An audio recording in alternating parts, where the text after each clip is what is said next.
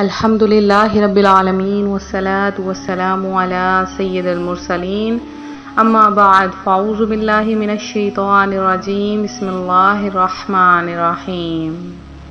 روحانی وظائف چینل کی جانب سے تمام معزز ناظرین کو السلام علیکم۔ روحانی وظائف چینل لایا آپ کے لیے 11 محرم الحرام کا ایک بہت ہی خاص ترین عمل۔ آج کے دن تمام بہن بھائی یہ 3 کام کر لیں، انشاءاللہ العزیز آپ کی تمام حاجتیں پوری ہوں گی، آپ کی قسمت کے ستارے جگمگا اٹھیں گے۔ میرے وہ بہن بھائی جو رزق کی تنگی کی وجہ سے پریشان ہیں، قرض میں پھنسے ہیں، جو پریشان حال ہیں، گھریلو لڑائی جھگڑوں کا شکار ہیں یا کسی بھی قسم کی پریشانیاں ہیں، تو یہ عمل کریں، انشاءاللہ العزیز آپ کی تمام حاجتیں، تمام پریشانیاں پوری ہوں گی اور پریشانیاں ختم ہو جائیں گی۔ ایک مرتبہ ایک شخص نے حضرت امام حسین کی خدمت میں حاضر ہو کر اپنی تنگ دستی اور فکر و فاقہ کی شکایت کی۔ آپ نے فرمایا تھوڑی دیر بیٹھ جاؤ، ہمارا وظیفہ آنے والا ہے، جیسے ہی وظیفہ پہنچے گا ہم آپ کو رخصت کر دیں گے۔ ابھی کچھ ہی دیر گزری تھی کہ حضرت امیر معاویہ رضی اللہ تعالی عنہ کی طرف سے 1000 دینار کی 5 تھیلیاں آپ کی بارگاہ میں پیش کی گئیں۔ قاصد نے عرض کی، امیر معاویہ نے معذرت کی ہے کہ یہ تھوڑی سی رقم ہے، اسے قبول فرما کر غریبوں میں تقسیم کر دیجئے۔ حضرت امام حسین نے ساری رقم اس غریب آدمی کے حوالے کر دی اور اس سے معذرت فرمائی کہ آپ کو انتظار کرنا پڑا۔ تو اس بیان کردہ واقعے سے ہمیں یہ معلوم ہوتا ہے کہ حضرت امام حسین صدقہ و خیرات کرنے اور غریبوں، تنگ دستوں، محتاجوں اور حاجت مندوں کی مدد کرنے کے عادی تھے۔ جیسا کہ ابھی آپ نے سنا کہ آپ نے ساری رقم فوراً اس غریب محتاج کو عطا فرما دی، مگر افسوس فی زمانہ ہم بخل کرتے ہیں، صدقہ و خیرات کے معاملے میں سستی کرتے ہیں۔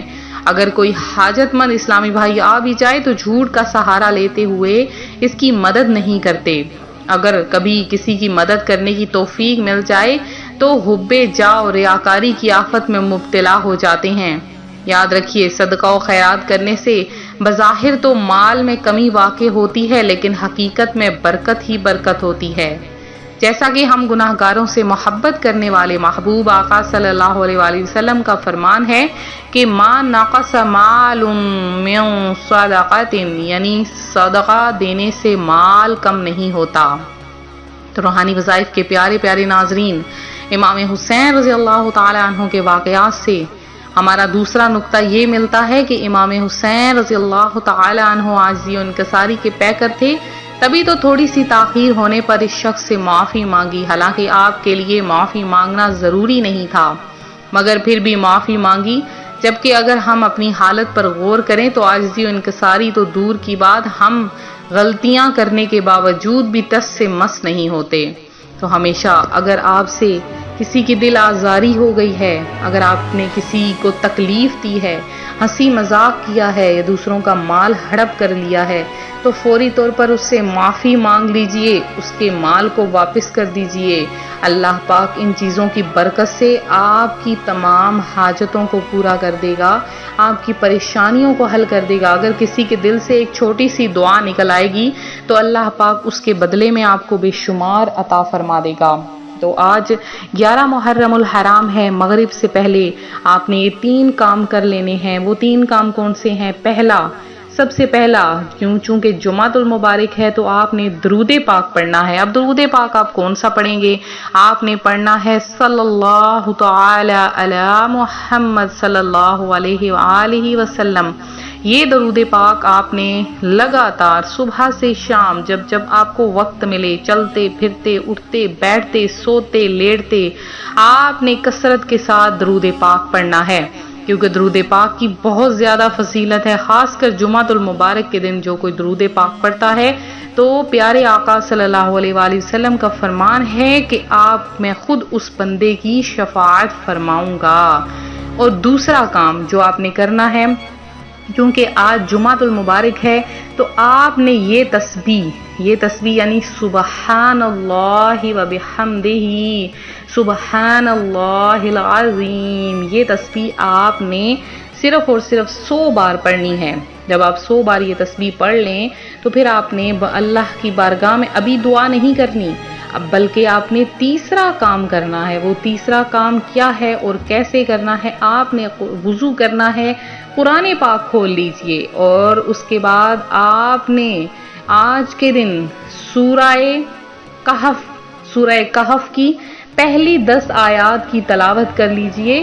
سورہ کہف کی پہلی 10 آیات کی جو جمعۃ المبارک کے دن تلاوت کر لیتا ہے تو اس کے سر سے کعبہ تک ایک نور سا چمک اٹھتا ہے، اور اس نور سے اللہ پاک اس بندے کی تمام حاجتوں کو پورا کر دیتا ہے، اور اس کی تمام پریشانیاں، اس کی تنگیاں، اس کی تمام معاملات میں اس کے لیے کافی ہو جاتا ہے۔